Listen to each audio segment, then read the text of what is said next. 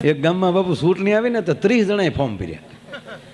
ઊભું રહેવું, ગામના કે તમારી ગાના ગોથા, કાં અમે વ્યાજ આવીને કાં તમે વ્યાજ આવો. નહીં જવાનું કોઈને થતું જ નથી હોય કે ફૂલ પી ગયેલા 30.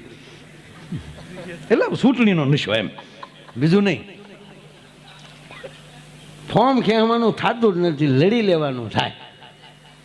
ગામના કે ભાઈ તમારી ગા લાવો કાગળ. એમાં બન્યું એવું, ચકલીના પાંખનું એક પીછું નાનું એ ઉડતું ઉડતું આવ્યું. એટલે ગામના વડીલ હતા ને એને કીધું ઉભા ભાઈ આપણે ચૂંટણી નહીં, આ પીછું આલી ઉડાડું, જેની માથે પીછું પડે એ સરપંચ. બાબુ હાથ સુધી પીછું પીડ્યું જ નહીં.